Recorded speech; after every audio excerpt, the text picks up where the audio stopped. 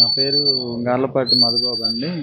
మాది చుట్టుకుంట KVP colony. గత నేను గుంటూరు వచ్చి ఒక 15 సంవత్సరాలు అవుతుంది.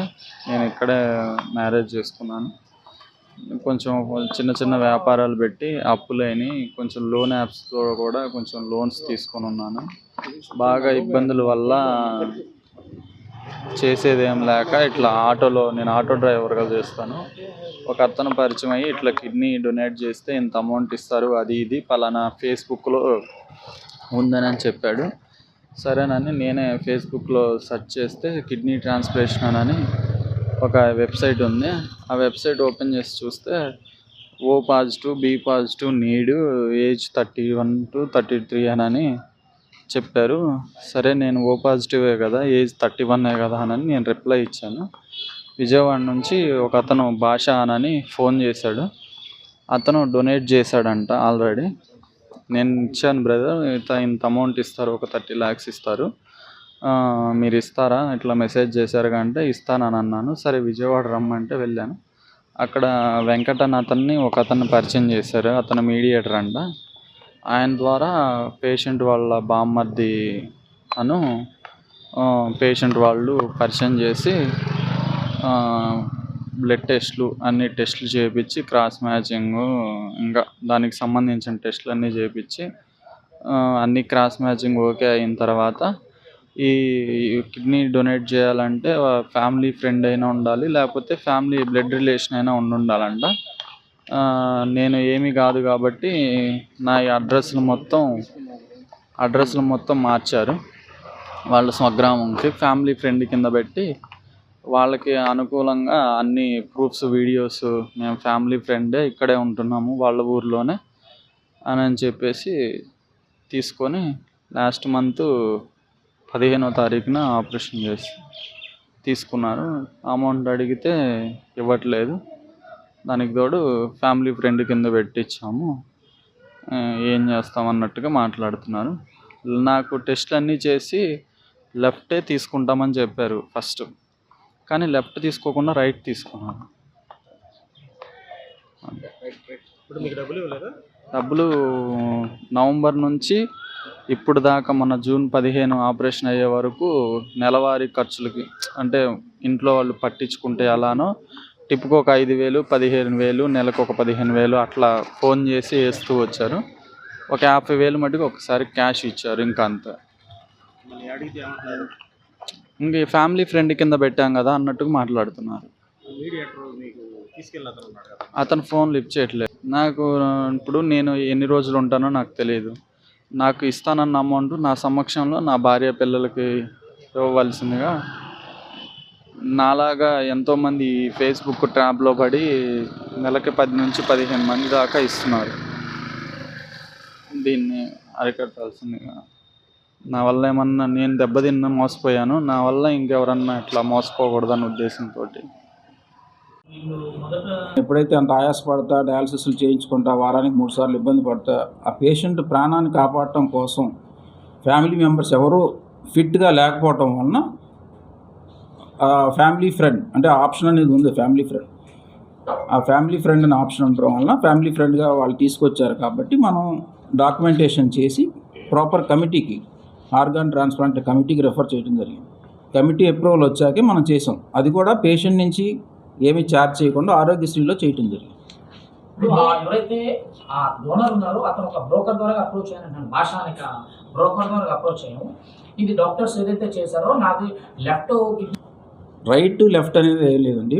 పేషెంట్ యూజువల్గా డోనర్ అనే అతను కిడ్నీ ఇచ్చేటప్పుడు బెటర్ ఫంక్షనింగ్ కిడ్నీ అంటే సర్జరీ చేసే ముందు GFR టెస్ట్ అనేది చేస్తాం. రేడియో న్యూక్లియర్ స్కాన్ ద్వారా GFR ఎస్టిమేషన్ చేస్తాం. ఆ ఎస్టిమేషన్ చేసేటప్పుడు the better functioning kidney will be preserved to the donor.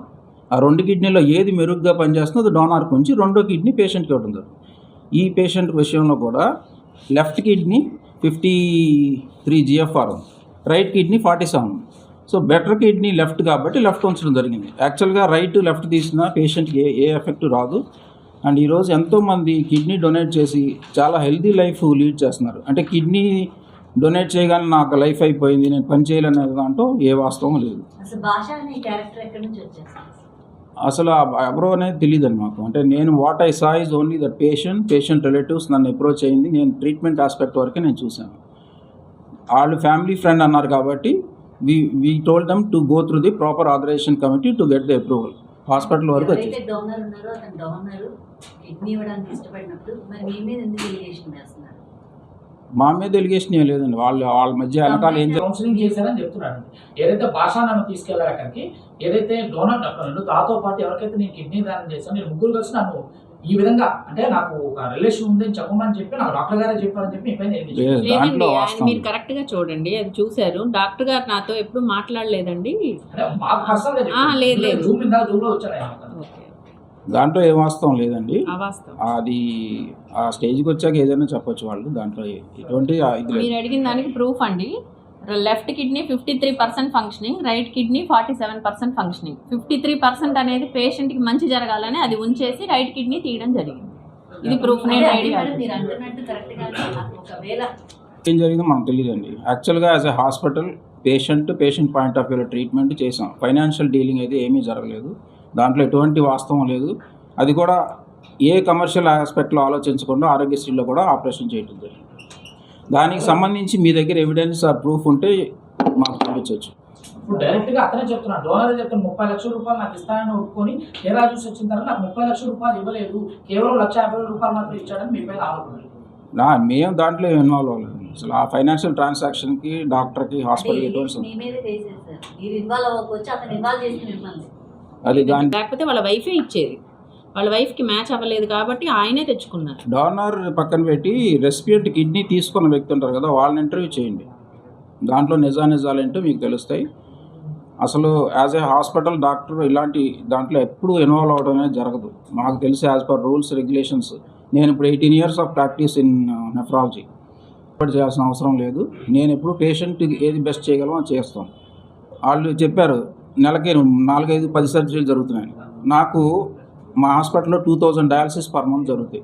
అంత పేషెంట్ లోడ్ ఉన్నప్పుడు 4-5 ట్రాన్స్ప్లాంట్ నెలకు చాలా తక్కువ. సో దాంట్లో కూడా ఏ ఎలిగేషన్ లేదు. రైట్ లెఫ్ట్లో కూడా కన్ఫ్యూజన్ ఏమీ లేదు. ఆపరేషన్ అయిపోయింది, నాకు బతుకు ఇంకా లేదు అనే విషయంలో కూడా ఏ వాస్తవం లేదు. మీరు కావాలంటే లిటరేచర్ ఎక్కడైనా చూడండి. హెల్తీగా ఉండి డోనర్స్ మనం ఎప్పుడైతే మొత్తం ఇన్వెస్టిగేట్ చేసి వీడికి ఒక కిడ్నీ తీసేసినా కూడా రేపు వీడి ఫ్యూచర్ అంతా బాగుంటుందన్న ఉద్దేశం చూసుకునే చేస్తాం. లేకపోతే పేరెంట్స్ దగ్గరే తీసుకునే వాళ్ళంగా, వాళ్ళకి షుగరు బీపీ ఉంది, రేపు వాళ్ళ ఫ్యూచర్లో వాళ్ళ కిడ్నీస్ ఎఫెక్ట్ అవ్వచ్చు. అందుకని అది ప్రిఫర్ చేయలేము మేము. నీకు అవకాశం లేదు, డయాలసిస్లోనే ఉన్నాను, అయితే నేను చేస్తానని చెప్పాను. అది జరిగిన వాస్తవం. ఇప్పుడు దాకా ఏమి కాల్ చేయలేదు. గతంలో కూడా మీ మీద ఎలిగేషన్ వచ్చినప్పుడు కూడా సేమ్ ఇలాగే చెప్పుకుంటూ వచ్చారు. ఇప్పుడు సేమ్ అలాగే మళ్ళీ మీ మీద రిలేట్ అయ్యారు. అంటే లాస్ట్ టైం జరిగింది ఏంటంటే వాళ్ళు ఏదో వైఫ్ అని చూపించి ట్రాన్స్ప్లాంట్ చేయించుకున్నారు. బట్ వాళ్ళు సబ్మిట్ చేసిన డాక్యుమెంట్ అంటే ఇప్పుడు నేను ఇన్వెస్టిగేట్ చేయలేను పేషెంట్ వైఫా కాదా ఇదా అనేది మొత్తం అన్ని. సో వాళ్ళు సబ్మిట్ చేసిన డాక్టర్ ప్రకారం ప్రొసీడ్ చేయడం జరిగింది. ఆ కేసు కూడా మేము ఆరోగ్యశ్రీని చేసాం. ఇప్పుడు మనకి ఏంటంటే ఆరోగ్యశ్రీలో we do the highest number of dialysis and highest number of kidney transplants. So ఈరోజు ఏమవుతుందంటే ఒక ట్రాన్స్ప్లాంట్ చేయాలంటే భయపడిపోయే స్టేజ్కి వచ్చేసింది. ఎందుకంటే ఎప్పుడు ఇలాంటి బయటకు వస్తాయో అలానే. ఇప్పుడు రోజుకి నేను 50-60 మంది పేషెంట్స్ చూస్తాను. ఆ పేషెంట్నే చూసుకుంటానా, వీడు చెప్పేది కరెక్టా కాదా, వాటి జెన్యూనెస్ నేను ఎంక్వైరీ చేయలేను కదా. అంటే ఇప్పుడు డోనరే తీసుకొచ్చారా సార్? అంటే ఎవరైతే పేషెంట్ బ్రాట్ డోనర్, పేషెంట్ తీసుకొచ్చాడు. సో పేషెంట్ మనకి అవైలబుల్ గా ఉండాలి, మనకి చేయడం అంటే మామూలు ఫాలోఅప్కి వస్తూ ఉంటారు. సో పేషెంట్ మనతో ఏమైనా మాట్లాడతారు, చెకప్కి వస్తారండి మామూలుగా. ఈ రోజు లేరు కానీ వేరే ఊరు ఆయన చెకప్కి మామూలుగా వస్తారు. 15th of June surgery date. Creatinine 0.8 today. మనం ఒక లైఫ్ ఇచ్చాం పేషెంట్కి, ప్రాపర్ వేలో ప్రొసీడ్ అయ్యాం, కమిటీలను. వాళ్ళు ఎక్కడో 30 లక్షలు తీసుకున్నారంటే అది అసలు దానికి కావాలంటే మీరు ప్రూవ్ చేయండి. డాక్టర్ గారు ఇన్వాల్వ్ అయ్యారు, హాస్పిటల్ ఇన్వాల్వ్ అయిందని ప్రూవ్ చేయండి, ఒప్పుకుంటాం.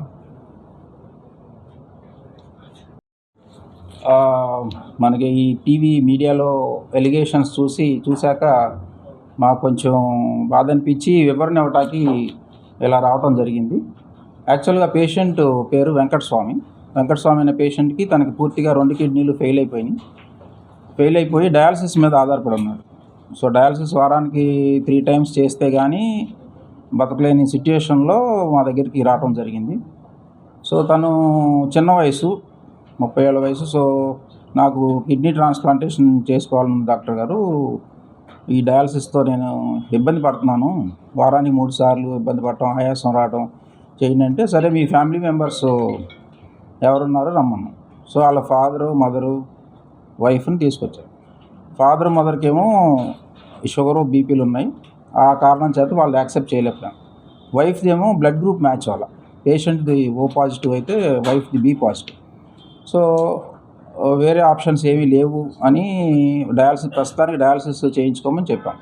తర్వాత కొన్ని రోజులకి ఇట్లా మా ఫ్యామిలీ ఫ్రెండ్ ఉన్నారు, ఆ ఫ్యామిలీ ఫ్రెండ్ కిడ్నీ ఇవ్వడానికి ముందుకు వచ్చారు.